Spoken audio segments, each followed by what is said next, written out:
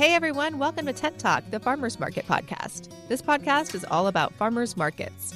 Whether you're a farmers market manager or a small farmer or food maker selling at farmers markets, you have found just the right podcast.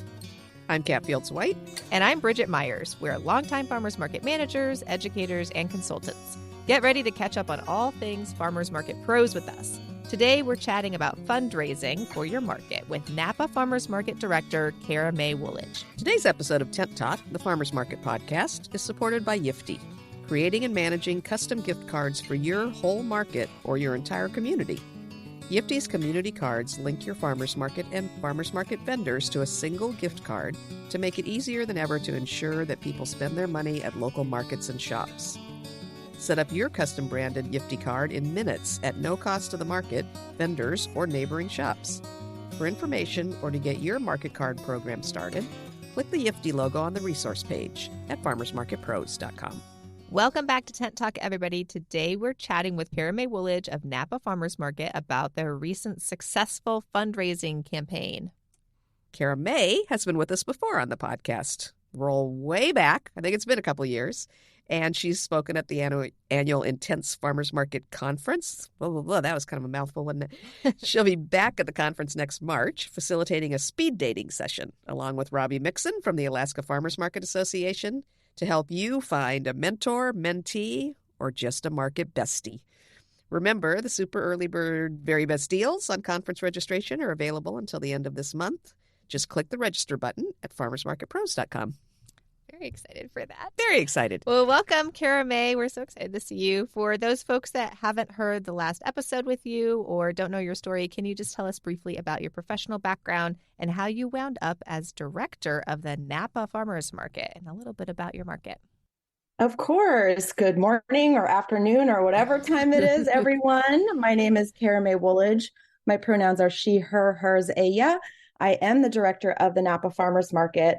And before we get started, I just want to give the caveat of I'm having a pallet of compostable bags delivered to my house. And of course, they're probably going to show up during this podcast, but that is how the local sausage is made here at the Napa Farmers Market. We do not have a storage site. And one thing that we do is we have some compostable shopping bags that we have for our farmers to buy in case they don't have any, because that's one of the requirements of our market. So hopefully they don't drop it off right now, but we'll figure that out if they do. Market We'll fix it in post. Yeah, market management happening in real time, everybody. Yeah, so I'm super jazzed to talk about our recent fundraising campaign. We have an annual summer campaign for Friends of the Market. And just to give you a little background on the Napa Farmers Market, we are the largest California certified farmers market in Napa County. We have been around since 1986, and we are open year-round on Saturdays and Tuesdays, April through December from 8 to noon in beautiful downtown Napa. And in our market throughout the season, we welcome 36 farmers and 89 auxiliary vendors, which is primarily specialty food folks, but also artisan vendors. We also do welcome additionally around 50 community organizations able to come and connect with our customers. We do welcome over 155,000 customer visits every year. And we did a survey in 2021 that tracked that about 75% of those actually do live in the city of Napa. So although you may have heard about Napa being a valley of wine and milk and honey, but we are primarily serving our local customers, our local community, which is something that is extremely important to us living in a tourist-based industry valley. Wow. So you're almost 40 years old. That market. I know, right? That's crazy. Yeah. And how long have you been there? So I've been at the market since 2018, and I transitioned from working at the Napa County Public Health Department for the local government. My background is in public health. I have my master's in public health from UCLA and community health science.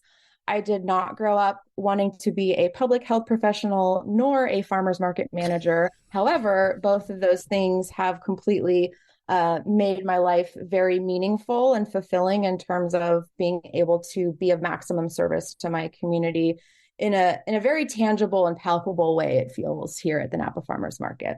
That's amazing. And yeah, we were even more, the last time I was on the podcast, I think we were talking about holiday stuff, but it was when we were wrapping up the pandemic. And another fun fact about me is I worked for 11 years. One of my primary responsibilities at Napa County Public Health was disaster preparedness and response. So that came in extremely handy during the pandemic and also during wildfire season and all kinds of flavors of emergency that we have here and everywhere. So, it's an incredible opportunity to bring, your talents to the farmers market in ways that you don't have to be, have a background in farming or farmers markets to really be of genuine service to our communities. Yeah, I think I remember having Cara Mae on either sort of at the beginning or right in the middle of peak pandemic protocols, and you saying, "Oh yeah, we knew this was coming. We knew it was coming." Yeah, as a public health professional and someone that was living in, the pandemic disaster preparedness world, like we would do disaster exercise, and as public health professionals, it wasn't shocking to us that there was a novel, virus. So I think other folks were kind of caught off guard, but I felt like I was running a disaster simulation exercise, and my assigned role was farmers market manager. So it was kind of cool, actually. It was. And I'm weird in that sense that, it's like, well, if we can't beat them, join them. So we might as well have fun when we're in the middle of a disaster. This sounds like a movie. This will be a good movie. Yeah. Right? Right?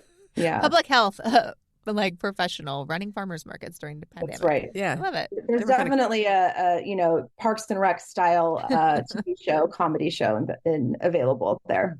We've always said that in general, just farmers markets would be such a good, like Parks and Rec, like 30 Yeah. Rock kind of like industry comedy. Yes. There's so much material, but I guess that's a different episode. We can plan that show out. So what's your schedule at the Napa Market? You have one market a week or two? We most of the year we have 2 markets a week. So Saturday is our year-round market, and Tuesday is our market that takes a little winter break. So we close January, February, March, when we have, less farmers, less vendors, less folks that are willing to brave the elements in those winter months. But for most of the year, for 9 months of the year, we are operating both Tuesdays and Saturdays. So we're going to discuss your recent fundraiser, which looked like it was a terrific success. So before we start that, let's talk about, for people who don't understand, why would a farmer's market need money? Why would you have to do a fundraiser? Don't people just pop up tents and sell stuff? Yes, that's a great question. One of my favorite things that people say to me when I tell them what my job is, they say, "Oh, that's a full-time job. You're only open 2 days a week. What do you do the rest of the week?" Which to me is a compliment because it makes it seem like we make this look very easy, which we do at Napa Farmers Market. We're extremely dedicated to running an efficient organization, being very organized. So the question, why would a farmer's market need money, is a valid one. And throughout this podcast, and I'll be talking about it from the perspective of our market, which has been around for quite a long time, which we're in Napa, we're in California. So anything that I say could be adopted in ways where you may not have all of the not that we have a lot of bells and whistles, but we have some, in terms of support for this. So I think, what I've learned is applicable to everyone. So in our case, the Napa Farmers Market, we have been around for almost 40 years. And it really wasn't until the last few years that our stall fees did not cover completely our operations revenue. So in terms of fundraising, there are different reasons why you would want to raise funds. The way that we break it down in our budget is operational funding. So that is primarily covering the cost of staff and the cost of everything else it needs to run the market, from the tents that we set up for our market stalls to the compostable bin liners that go into the rubbish bins, to the paper that's being printed in home offices, and to things like, board of directors insurance and other sort of costs. And then the other type of costs that you might fundraise for are programming costs. So in addition to running our market, we also have a very thriving food assistance program and food security program. So we always have done fundraising for these programs. This cost is not passed on to the vendors, and in any way we want it to be of a benefit to them, because we know that when folks in our community receive food assistance money to shop at the Napa Farmers Market, the vast majority of those funds are going into the pockets and to the sales of for farmers and other small food vendors. So and then there might be other types of programs that you can do fundraising for, chef's demos, education programs, music. All these things have costs associated to them. And so it's important to look at your budget and what are your sources of income. And, that can vary per market, but I think it's pretty consistent that most markets are are receiving some kind of funding from their vendors for the stall fees. And for us, that is the vast majority of our operating revenue. And then you might also receive some money from grants or foundations or sponsorships. And what we've done, and what I'll talk about in more detail in this podcast, is our community fundraising campaign that we did, which we call Friends of the Market. And so that is going directly to your audience of customers and community supporters, and making the case to them as to why it's important for them to donate money to the Napa Farmers Market or your farmers market. Great recap. I'm going to take like that clip and just play it for our customers, because I feel like this is an industry podcast, but it's really like a lot of shoppers don't understand that there's like, this is a real business and we have all these back end costs. And so, Yes. A fundraiser is a great way to explain that to just community folks and people that are coming out to the market, as well as vendors who may not understand this side of the business as well from their viewpoint. So it's a nice, obviously raising money is like number one, like why the reason why you would do a fundraiser, but also it's a nice like messaging service, like to get a message out about operations of a market and why it's important and that farmers markets don't just happen and all those things. So I love that. Exactly. And I'm happy to share, I didn't also grow up wanting to be a fundraiser or a risk management expert or here we are. Any of those things that we are. It all happens. But I've learned, in real time and by doing, and I really do want to share a lot of what we've learned, because I feel like it truly is applicable to all of our farmers market family. Another question that I heard from customers when we were doing a fundraiser is, oh, well, I support the farmers market. I shop here every week, and, I spend, lots of money here. And in our case, that's when we let them know, well, that's great. And we love that. And however, in our business model, we charge a flat rate stall fee. It is our mission as part of our California certified status to keep those stall fees as low as possible. And we do not take a portion of the vendor's sales. So when you spend money with them, we love that. And that's great. And you might want to, think about, well, maybe once a year or once a month, if they want to do a recurring donation, they kick it down to the farmers market to help us create the environment. It's like we build a little city and break it down within the span of a morning or an afternoon. And there's time and money and effort that goes into that. So it is really about beginning that conversation with your community members, with your customers, and having that back and forth to help create this understanding and awareness about what it is that goes on. And it is, I would definitely say, it is a marathon and not a sprint. You start sprinkling the, information out there, and it might take a little while to percolate and grow, but it's definitely worth, having those conversations with folks to help raise their awareness about what it takes to do this week after week, market after market. Really good education. Yeah. So for this specific fundraiser that you just did, was there a specific need you were trying to raise money for? So yes, I can give you the background on this. And then, as I mentioned before, we do food assistance programs. And since we started doing that, I believe in 2012, we've always done fundraising for that. And I think that, that's an easy, in some ways, an easier ask. It's a clearer case. People love to give money to, when they feel like it's really tangibly, oh, okay, this money is going to helping people eat. So we actually started fundraising for our operations, or unrestricted funds, as we call them, during the pandemic. Before that, we had never asked for money from our customers to support the market itself. So we, think back to that time, everything was super crazy. We were lucky enough to stay open. However, our operating revenue, which was the stall fees, were significantly reduced because we only allowed farmers and certain specialty food vendors in, and some folks weren't able to attend. But we still had the same level of cost associated with the market. So we actually did a GoFundMe in April of 2020.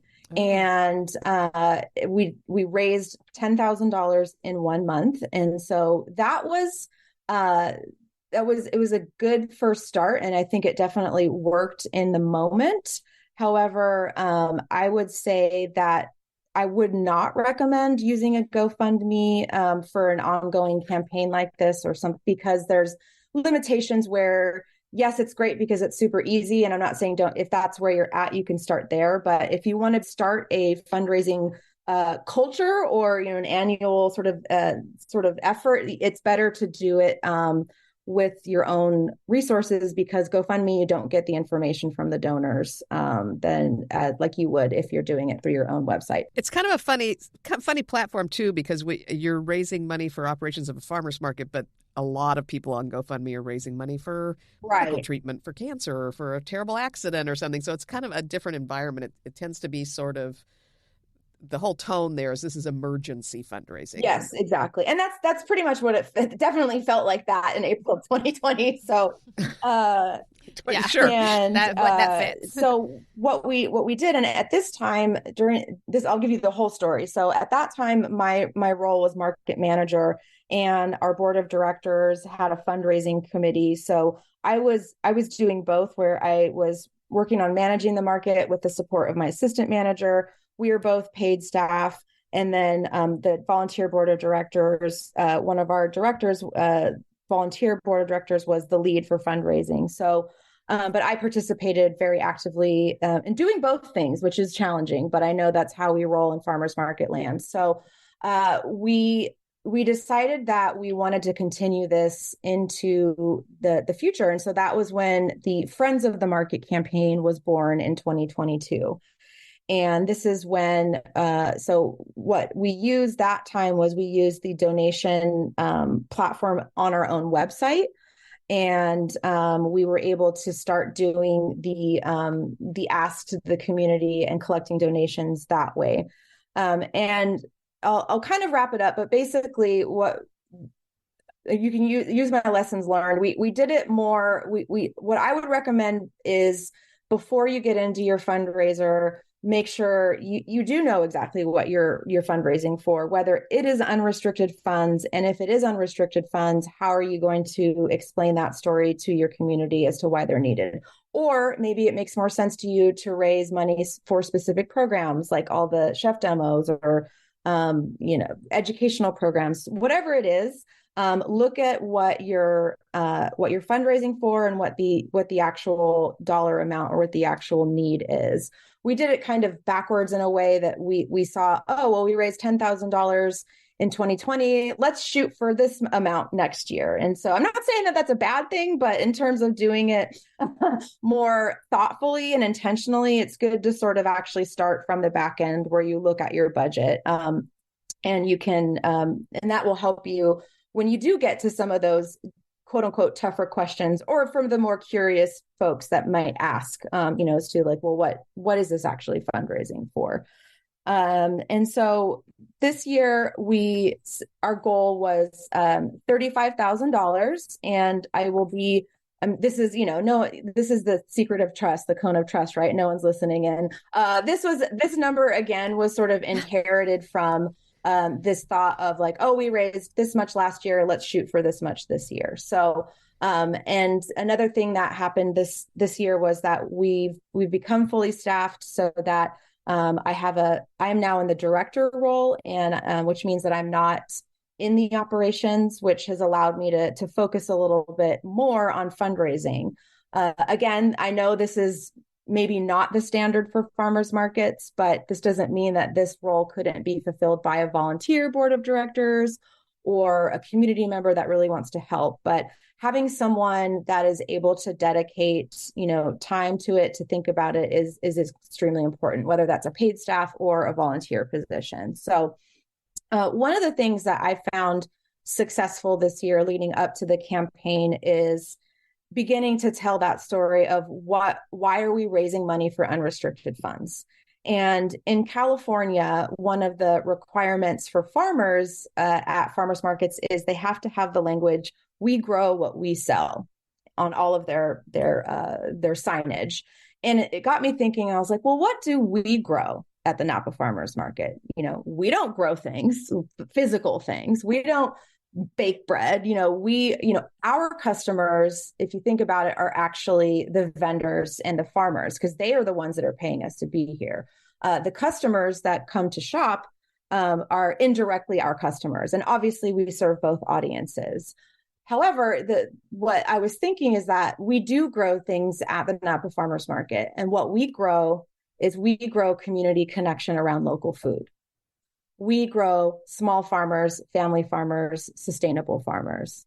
We grow small businesses, either getting their start or on their way to a brick and mortar. We grow local food access. So there's a lot, and I think this is an amazing platform or amazing, hook that I would love our community of farmers markets to use, because we are all growing the same thing. We are all growing this, it's how do you put a price on the joy that you feel at, tasting that first summer peach and talking to your farmer about what their favorite recipes are. Well, I'll tell you, you can do it if you look at your budget. There is a price. We can put it on a spreadsheet. And candidly, there was a lot of people, there's donors, community donors are a spectrum. Once you start this, you're going to have the folks that every time you ask them for money, they're going to give you money because they get it and they love it and they want to support. And then you're going to have folks on the other end that they might come and shop at your market every week, but they're never going to give you a dime. Okay, that's fine. And what you want to go for are those folks in the middle that may be interested or considering donating and just need a little bit of push or might need a little bit more concrete evidence. And so I did get, a direct question and some pushback from a customer of ours that had donated previously, but let me know that, they weren't, that the messaging that I had been sending out, to them, it didn't make a clear case as to what the funds were going to be used for. The flowery, we grow, community connection wasn't working for them. So, and actually, and Catt, you actually on Facebook had noticed that too, and again, this is learning by doing. So I took a little bit of time and I timed it with National Farmers Market Week to send an email out to our donors. And I broke it down, and I explained that the unrestricted funds are used to support the nuts and bolts to make the farmers market happen week after week. Again, this is big things from replacing our tents that get, a lot of wear and tear over the season, to all the way down to the compostable bin liners. And I focused on the tangible things because I feel like that in some ways makes a case that seems more, that might be more palatable for people. I do want to point out our largest expense in our budget is staff. It's always going to be staff. We want to pay our folks a competitive wage. We want to pay them their worth. And I definitely look for funding for staff from other areas. And I'm not saying that in your community, maybe that is something that would work if you just make the case, this is what we pay our staff. But in some ways, I think, having that sort of tangible feeling of like, okay, these are the nuts and bolts required to run a market. And this is why we're fundraising. And you, by donating to us, by contributing to this, are helping us grow, are making it happen. And please, consider doing that on a regular basis. So that is like really great messaging. I feel like a lot of folks need like they need to know like specifically what you're raising funds for. How did you do outreach to get people to donate? Like, were you at the market talking to them? Did you send out emails? Were you on social media? All of the above? Like, what specifically were you doing? And what do you feel like was the most effective way? Yes. So getting into the nitty gritty, how do we do this? So thus far, the Friends of the Market is a summer outreach campaign. We do not have a specific event, and maybe at some point we will do a fundraising event. We live in the Napa Valley where bougie events are kind of dime a dozen, and so I'm not saying we'll never do it, but I know that there's a lot of effort and time and investment in those. And so I think that using the campaign is actually an easy way to get started, and you can adapt that for your farmers market, whatever level that you're at. So the first thing that I would recommend is getting well, first you need to have the nuts and bolts, which is you need to have a platform on your website to accept donations. And this year we actually did the switch over to Stripe. I highly recommend Stripe to have that functionality on your website. And what you want to do, and the cool thing about that is I was able to set it up so that folks can cover the donation fees, because anytime you're accepting donation fees, that are or you're accepting donations online, you do get charged fees. So giving folks that option. And then also I'm going to take more time to get into this, but I also was able to make the recurring donation an option. We haven't had any takers yet, but I'd love to see that moving forward. So having it set up so that folks can donate and making it easy. So having the platform on your website. Also, there are some folks that like to write checks. So making sure that information is available to them, whether they want to mail you a check to wherever you're located, or P.O. box is what we have, or bring it to the market. And then I'll talk about how we receive cash donations a little bit later. So we have all those things. So having your messaging set up and ready to go. And the other thing that we've purchased that is pretty reasonable is we use the donor management platform, Little Green Light. It is for nonprofits. And I know there's lots of choices out there, but it's not necessary, but I would definitely highly recommend looking into it, because it really helps you, especially once you start. If you're going to do this every year or twice a season, you're going to want to have all this information in one place so that you're easily able to contact your community of donors. So I'll start from that. That's where we're at. We've been using Little Green Light for a couple years now. And so what we do is we kick off it's back the train up. The first thing to do is start get your board of directors or your fundraising committee or whoever is helping you fundraising.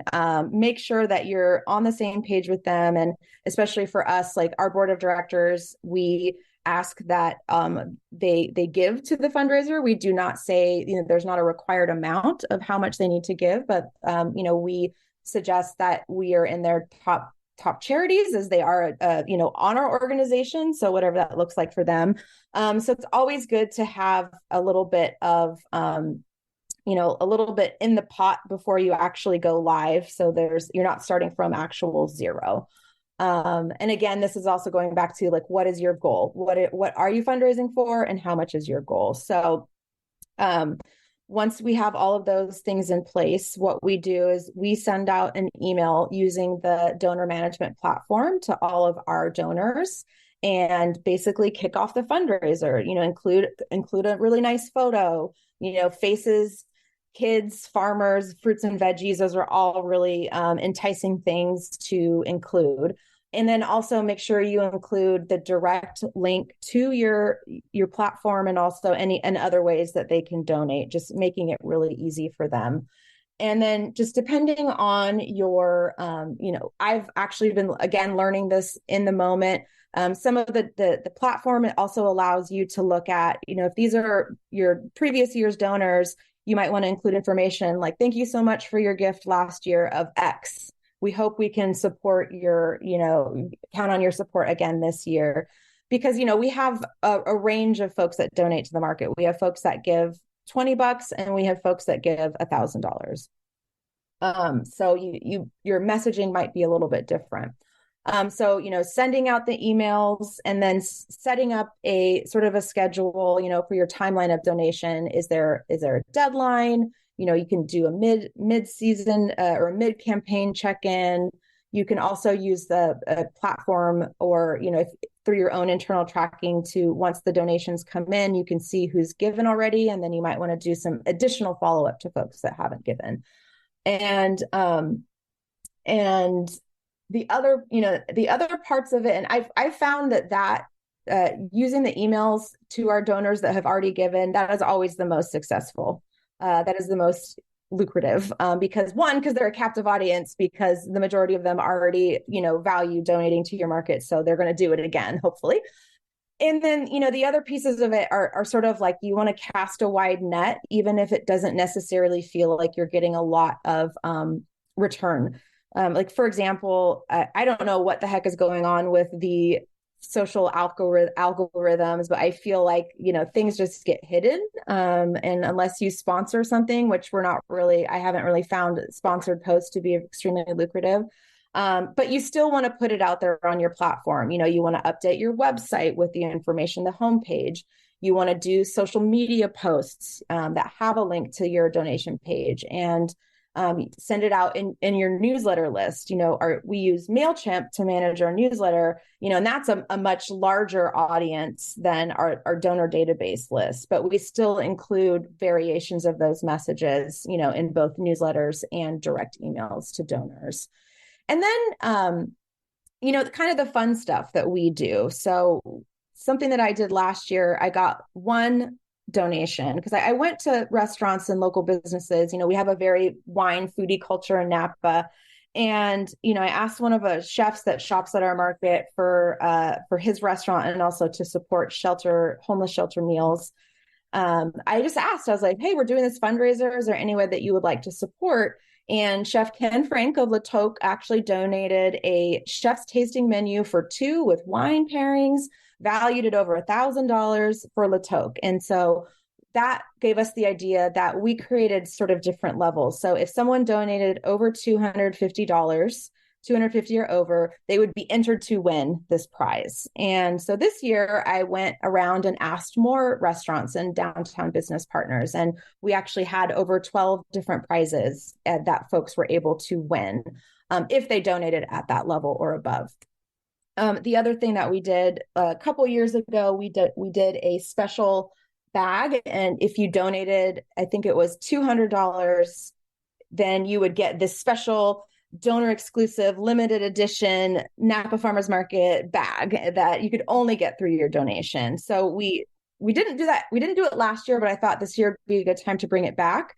And what I looked at is, the other thing that a donor management platform can work, or even it's a really sophisticated Excel spreadsheet, is look at what are your average donations, what are your, what are you trying to get at? So the bag donation level was $200, and folks were donating that. But most folks donated $100 to us. So this year I thought, well, if you donate 150, then you get a bag, because maybe the folks that are donating 100 will then say, oh, what a cool bag, I want that. So that was one way of trying to see if we could get folks to sort of up their donation a little bit. And those were some of the prizes and rewards that we had offered at the market. How was that bag donation? Because I feel like we've talked about that so many years in a row, to have like a limited edition bag. And yeah, we love the bags. We had a speaker at our conference last year. I think it was Mandy from Green City Market in Chicago. And she mentioned that they do an exclusive bag. Or one year it was an exclusive hat or an exclusive shirt. But they train their staff, and we were just talking about this, and we were saying you could also train your farmers and vendors that if they see somebody at the market carrying that bag or wearing that shirt or hat, that the staff is trained to kind of approach them and say, oh, I see you're a supporter. Thank you so much for supporting the market, that kind of thing. Yes, exactly. Do you do that kind of stuff? Yeah, I love that. And that's exactly why we include this, because there is a cost associated to it. The cost of the bags, I can't remember how many we got, but it was a few $1,000s. And so what we did was we calculated that into just subtracting that from the fundraising total. But that is why I love the idea of a bag, even though we have a billion bags, and we all do.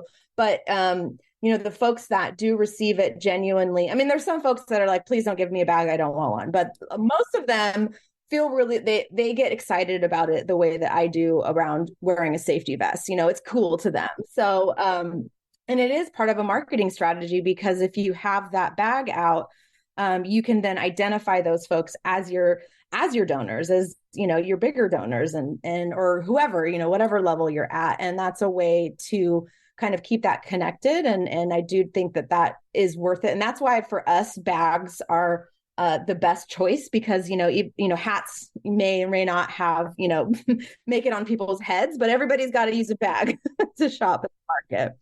Right. And then the last thing that we started at the market, we've done at the market, is we actually do have a fundraising booth at the market. And we've had, it's interesting in terms of like having the appropriate level of people at the booth. When I was doing both, when I was running the market and the fundraising booth, that was exhausting.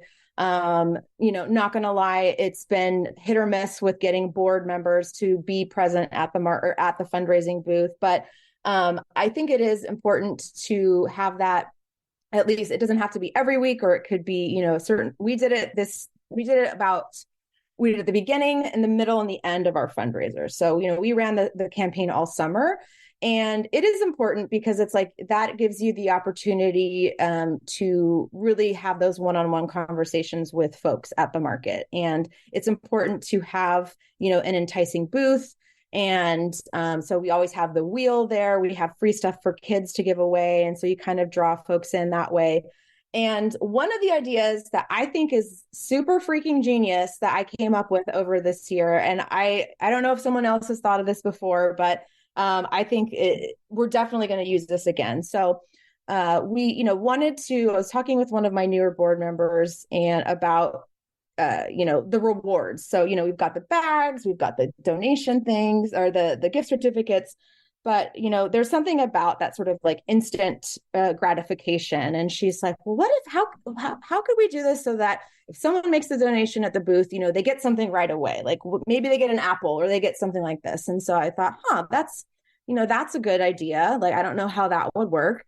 And then the other thing that I was thinking about in terms of engaging with our vendors and our farmers as folks that can help us be messengers for this, or supporters of the fundraiser. And I thought it would be really cool for them, just like the restaurant partners that donated, if they donated something to our folks for donating, if they contributed something so that if folks donated. But I didn't want to do a raffle, because that, then that would require putting things together in a basket or having people come back. And so what I did was I was like, well, I can create little tiny gift certificates of the different things that are being redeemed for. So I started by going around and talking to the vendors at the market and the farmers, especially if it was the business owner, whether that's in person or via email, and just letting them know, it's like, hey, would you donate, just something small to the market, and I will create a gift certificate for you so that it can be redeemed through the end of the year. And that way it'll be a thank you to our donors. And I got an amazing response. We had over 100 different items, quote unquote, items donated. And so what I did was I put my, decade of administrative skills to use. And I used a business card template in Word and just created the format. So it had our logo, it had the, good for one packet of tamales from Mi Fiesta.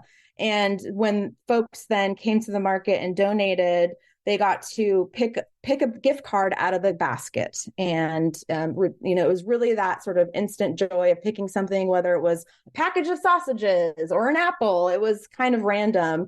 And it was also another reason why it was genius is because I heard this like, oh, I've never shopped at this vendor before, so I'm going to check them out. Or, making sure that it doesn't have to be a gigantic prize. You actually want it to be like a mid to small level prize. Because again, then that hopefully the customer goes there and maybe buys something a little extra too.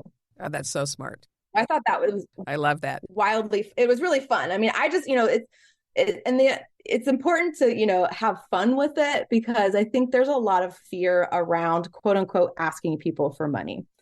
one of the important things that I've learned this year is when you're seeking community support, changing your own mindset from feeling like you are taking something away from your community or your donors, whether you're taking money or time or expertise, you're actually inviting them to be a part of the solution, to feel the way that you feel when you are being of service to the market, whether it's through working or volunteer service. And there are different ways that they can support. And of course, we love folks that want to write us a check, or, it might be someone that says, hey, I have this ability to, I'm a great photographer. Would it help for you if I came to the market and donated my time to do some shots for you for your campaign coming up? Yeah, that's amazing. So in changing that mindset, it's not an ask, it's an invitation to be a part of what we do at the farmers market. I actually just read a little snippet in it, and it was in a novel that I just finished, but one of the characters was talking to another, and they said,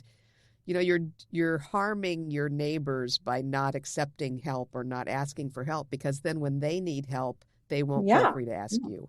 Mm-hmm. And it seems so smart to me that by accepting help, you're giving them the right to, if they get in a bind, ask for help. So, it's actually a kindness that you're doing to people to ask for their help. Exactly. So I thought that was a good. I think in this situation too, that's really important, because if they're going to donate to your campaign or, give time volunteering or whatever, then they feel like they're just in this community. So then if they need to come to you to even ask a question, like not even ask for help with anything, but just ask a question or come be like, what happened to that vendor? Or just some like conversations that I feel like shoppers don't feel comfortable having with market management sometimes. It's like, but we've already talked about other stuff, like you gave something, and so now you're a part of this community and you're in this family. So it's just another way to like kind of pull people into the community and help them understand that it's like a big group of us, and so we can all rely on each other for whatever needs are out there. I think that these campaigns can really help with that kind of stuff. Even though it's like a money ask, it's a lot more than that. Yeah, you're inviting them in. Yeah. I think it makes so much sense. Mm-hmm. Cara Mae, does all the outreach for fundraising come from the farmers market staff, or do farmers and vendors ask people to donate to the summer campaign, or do your board of directors, whether or not they're giving, do they ask their contacts to donate? No, I've definitely had mixed success with that. So again, this is, and in my own mindset, this is another part that is a marathon and not a sprint. And this is a major culture shift. So we're in the position that I am a staff person that's able to focus on this. And so it's important to have that point person, whether it be staff or a volunteer. And leading up to your campaign, it's always good to start small, like maybe with the board of directors. Board of directors always look very different. Our board of directors used to be a very operational board before we had a lot of staff, and so they were doing a lot of the things that paid staff would do, and now we've grown into having a professional staff to do that.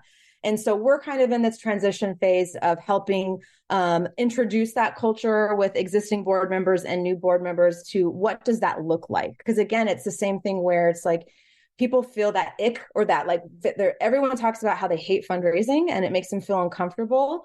I felt that way too a long time ago, but what has changed my feeling about it is that no one feels more strongly than I do and believe in what we do than me. So who better to do the ask? And we know that board members are already contributing their time to the market, and there could be ways to get them involved with the fundraising. Maybe they do have people that they can ask directly, or they can give you names that you can ask, or they can spend time at the fundraising booth interacting with the community. But it's important to, and I've been learning this, as I go along, to help support folks around that way, because it is a really sort of uncomfortable ask, right? And so for them, and giving them specific tasks as to how they can do that. And then with the vendors, again, it's like, but you want to find someone, like I asked specific vendors to like, hey, this is what we're doing. It's also important to communicate to your vendors why you're fundraising, right? Because if they're already paying you stall fees and they're like, well, why are we fundraising? What are you fundraising for? And that messaging for them is that, we are fundraising because we want to keep your stall fees as low as possible while continuing to provide you with the excellent level of service that we do. So I've asked quite a few vendors, face to face, would they do a social media post for us about this? And of course, everybody said yes, but not everybody got around to it. But again, it's like they're running a small business. This might be their part-time job. They've got families, school just started, yada, yada. So I backed into this, but I realized that the easiest way to do that would be, especially on social media, is to already have a social media post up, or send them a link, or send them, a template of what you want them to use. And then say, could you reshare this? Or and asking them to add their own little take on it. Because I do think it is important to share a diverse perspective on why this is important. I mean, obviously, I'm an employee of the market, so it's, I want to fundraise, but hearing from vendors, from their story and their perspective of like, hey, I got my start at the Napa Farmers Market and they've helped me grow. Please, I encourage you to donate. That's an important perspective too. So I think if you could find one or two that do that and would do that for you, and starting there, it's a good way also, but to lead by example to other vendors. And that way, you can share their post, they can share your post. And I think it will encourage folks to do that along the way. Yeah, that's I think smart. Quick pro tip to get your vendors to share stuff for you. I have learned on market day, I post in stories and I just tag them like really small, so you can't like see their names, so it's not a bunch of names on there. But our vendors have told me like, oh, that's so easy. Like I'm so busy, like setting up or off market day. But then when you just tag me, then I can share it to my story really quick. And so they'll like share anything that you tag them in because it's like relevant and it's fine. And then you get in front of all their audience. So like a fundraising post, even though it's a story and it will disappear in 24 hours. It's like that's really helpful, and that could get in front of all of their shoppers' eyes. And if it has a link to the fundraiser, it has like the important information, then that's a good way to get them to share because they are busy and they have best intentions but might forget, or they don't know what to say. So if you just say it for them, they can just share it. Yeah. So, yeah, smart. Like that's really helpful. Yeah. So Cara Mae, how effective was this fundraiser versus like other ways of raising money, or did you meet your goals? So this year, so again, our goal was 35,000 and we raised 31,257. So, wow, that's amazing. Yeah. That's that goal was great, and also that achieving that sounds amazing. So, and then is it closed or does it stay open where you could get up to 35? Yeah. So again, these are the sort of like fundraising magic, like let me tell you, we are a nonprofit. We are open 24/7 for donations. You want to come to my house and give me $100? I'm here. So just knock really loud and wake me up. But in terms of that, the summer, the Friends of the Market campaign during the summer is when we focus our efforts on, really doing that like overt promotion and, and messaging and activities and all the bells and whistles with the bags. But of course, we will accept donations year round on our website. The other thing, and this is for another show, but we do have the other fundraiser that we do every year is part of a community-wide campaign. And that is when we specifically focus on our food assistance program fundraising. So, but that's another day. So we, this year, I believe, was extremely successful. I was able to look at, we raised this much money from 118 people. Wow. Right. And that's actually not a lot of people. Yeah. If you think about the fact that we're seeing, 3,000 people every market day on the Saturday market. And the other thing that I haven't talked about yet was I've also started doing outreaching to businesses in terms of business sponsorships. So they can be a business sponsor, a business friend. So I was able to bring in, we have a whopping total of 3. I was able to bring in 2 new ones, and then there's actually another one on deck. And that's something that we've created this opportunity for a business sponsor. And obviously there's someone that we want to align with their values. They're part of the local community. But in finding those businesses that might be able to write you a bigger check, $2,500, $5,000, $1,000, $500, that's a lot of $20 donations, right? So right. What we found successful is we got a couple banks, Bank of Stockton and Redwood Credit Union. And one of the things they were super interested in was actually having the ability to have a presence at our market, which would not be a open to them otherwise. So we were able to work with them on that. And, those really helped make a difference in terms of last year we raised over 29,000 and just over 29. So that really made a huge difference this year. So, and then moving forward in terms of for what I'm already thinking about for next year is the difference for me is that if you have a fundraiser, if you're able to have a dedicated staff or volunteer, make it a year-round thing where maybe you're not overtly working on it, to the public year-round. But one of the stop and starts was that I was in my previous role, I was doing both. I was doing market operations and fundraising, and I wasn't able to sort of have that continuous long-term view. Because if you think about it, like 100 vendors is like I said, it's really not a lot. Like there's a lot more to be, I see that as an opportunity for growth. But first, what you want to do is, in between the times when you're asking folks for further contributions, you want to build that relationship with them. You want to say thank you. You want to learn about them. So every time you communicate with them, you're not just asking them for something, right? Or inviting them to be a part of the solution. So, sending thank you cards.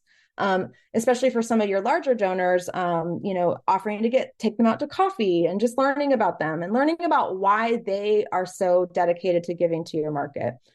Because maybe, they have a story that you can share. And then also one of the things that I want to do is next year and throughout the year, I want to sort of shift the focus to looking at some of the more, the smaller donations and the grassroots campaign level. I feel like I talked a lot about, the $250 level and the $150 level, and that's great. And like, I would love to see more of those donations, but I also know that that's limits the scope of who can give. And so doing more of the things around the folks that maybe are able to give $20 or $50 and making them feel really good about it, like with the donation gift card at the market. Because there's, it's looking at the range of folks, because there are folks that, maybe if you focus too much on the higher donations, folks will think, oh, well, they're looking for $150. Like my $10 isn't going to do anything. Where, but if you get, 100 people to give $10, there you go. So. Yeah, even more when it adds up. But it also, I think if you're just focusing on those higher donations, it's one more thing that adds to people's perception that farmers markets is a place of exclusivity as opposed to a place of welcoming and, every kind of person being welcome there. So I think focusing on those lower ones is so good. Exactly. Yeah. And again, and a caveat, let's call it like it is. We are in the Napa Valley here. Okay. We are not, there is a lot of wealth in our community. There's also a lot of inequity in our community. And we are very focused on being in an inclusive environment. And, we do close to $100,000 in food assistance every year for our community. But again, like this is, so take that as it is for your community where it might be smaller. And I think all of those are worth it, because building it up and building that community with a sense of we grow together, we grow through all of the different levels of contribution is really important to make folks feel good about how they can support you. Mm-hmm. Absolutely. So a couple of last quick questions. What kind of costs were there involved in running a fundraiser? Sure. So the ongoing cost is and I don't have these off the top of my head, but there is a cost for the Stripe platform, I believe, because I purchased some of the bells and whistles. Of course, there's a cost if you do accept the donations online, if you're going to get, the fees deducted. There is a cost to Little Green Light, which isn't very large so looking at donor management platforms, the staff time, whatever that might look different. The bags, so any types of, goodies or merch or rewards that you get is something that you want to have in your budget, and even the little things like taking folks out to coffee or doing something. But all in all, running a campaign like this where you're not running you're not hosting a specific event, I do think it is much more cost effective. And it can look, depending on how much budget you have to invest in it, I think you can get a big bang for your buck.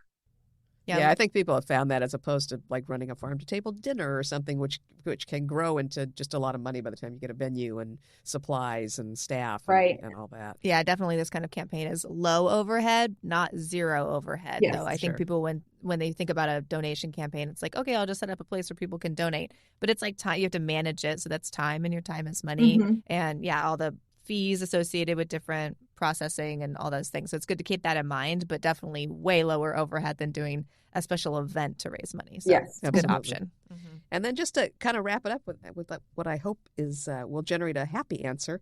How is the success of the fundraiser going to affect your market in the coming year? Are there things that you're going to be able to do that you wouldn't have been able to do if you hadn't done the fundraiser? That's a good question. I don't think, luckily, one of the things that we weren't operating from a like urgent need, which in some ways I feel like when you have an urgent need, like during the pandemic, like we don't know if we're going to stay open. In some ways, that's a way easier ask. This is what I feel like we're able to do. This campaign is really begin to cultivate that relationship that we have with our donors, to make them feel good about it and to continue to engage them throughout the year.